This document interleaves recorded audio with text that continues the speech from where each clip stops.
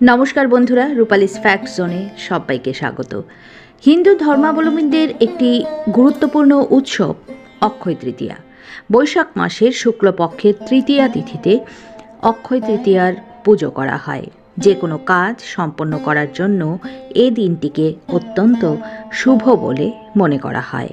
সংস্কৃত অনুসারে অক্ষয় শব্দের অর্থ হল যার কোনো ক্ষয় নেই, অর্থাৎ যা কখনো শেষ হয় না। এটি বিশ্বাস করা হয় যে অক্ষয় তৃতীয়ায় করা কাজটি মহান আশীর্বাদ নিয়ে আসে এবং শুভ ফল দান করে। তবে মনে রাখতে হবে যে শুভ ফল পাওয়ার পাশাপাশি অক্ষয় তৃতীয়ায় করা ভুল কাজ বা খারাপ কাজও কিন্তু সেরকমই ভুল ফল বা খারাপ ফল দিয়ে থাকে। আজকের ভিডিওতে আলোচনা করছি অক্ষয় তৃতীয়ার মাহাত্ম্য নিয়ে। কি শুভ কাজ হয়েছিল বা কেন এই দিনটাকে এতটাই শুভ বলা হয় সে নিয়েই কিন্তু আমার আজকের আলোচনা। অক্ষয় তৃতীয়ার দিনে ভগবান পরশুরামের জন্ম হয়েছিল। অক্ষয় তৃতীয়াকে দেশের অনেক প্রান্তে পরশুরাম জয়ন্তীও বলা হয়।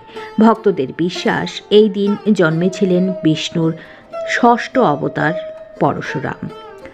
অক্ষয় তৃতীয়া থেকে নতুন যুগের শুরু বলে মনে করা হয়। ভবিষ্যপুরাণ অনুসারে সত্য, ত্রেতা এবং কলিযুগের সূচনা হয় এই দিনটি থেকে। দাপর যুগের অবসানও কিন্তু ঘটেছিল অক্ষয় তৃতীয়াতে।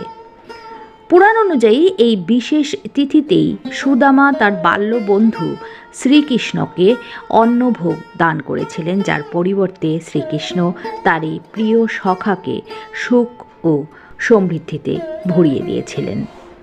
ভক্তদের বিশ্বাস এই দিনে কোনো কিছু দান করলে তার ফল খুব তাড়াতাড়ি কিন্তু পাওয়া যায়। মহাভারত অনুসারে বনবাসে থাকাকালীন অক্ষয় তৃতীয়াতেই শ্রীকৃষ্ণ দ্রৌপদীকে অক্ষয় পাত্র দান করেছিলেন, যাতে করে বনবাসে দ্রৌপদী এবং পঞ্চপাণ্ডবের কখনোই খাদ্যাভাব না দেখা দেয়। মহাভারতকে বলা হয় পঞ্চম বেদ। অক্ষয় তৃতীয়া থেকেই মহর্ষি বেদব্যাসের কাছ থেকে শুনে মহাভারত লিখতে শুরু করেছিলেন গণেশজি। পুরাণ অনুসারে অক্ষয় তৃতীয়ার দিনেই কিন্তু স্বর্গ থেকে মর্তে নেমে আসেন দেবী গঙ্গা। পুরাণ মতে এদিনই কুবেরের তপস্যায় তুষ্ট হয়ে মহাদেব তাকে অতুল ঐশ্বর্য প্রদান করেছিলেন। এই দিনই কুবেরের লক্ষ্মী লাভ হয়েছিল বলে এই দিনটিতে বৈভব লক্ষ্মীরও কিন্তু পুজো করা হয়।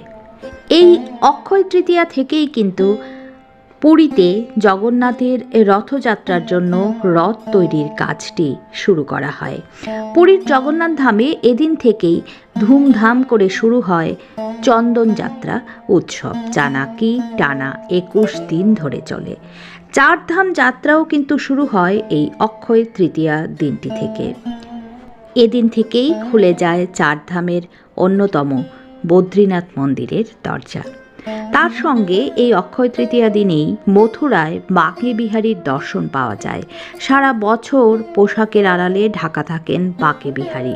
তার চরণ দর্শন করতে পারলে মৃত্যুর পর স্বর্গে স্থান হয় বলে প্রচলিত বিশ্বাস। তো অক্ষয় তৃতীয়া নিয়ে আমার এই আজকের আলোচনা যদি ভালো লাগে অবশ্যই ভিডিওটাতে একটা লাইক করে দেবেন, শেয়ার করবেন ভিডিওটা ফ্রেন্ডস অ্যান্ড ফ্যামিলির সঙ্গে, আর অবশ্যই কিন্তু সাবস্ক্রাইব করে আমার এই ছোট্ট চ্যানেলটার পাশে থেকে যাবেন। আজ এ পর্যন্তই। নতুন কোনো বিষয়বস্তু নিয়ে চলে আসছি খুব তাড়াতাড়ি আবারও আপনাদের দোরগোড়ায়। ভালো থাকবেন, সুস্থ থাকবেন সবাই। শুভ অক্ষয় তৃতীয়া।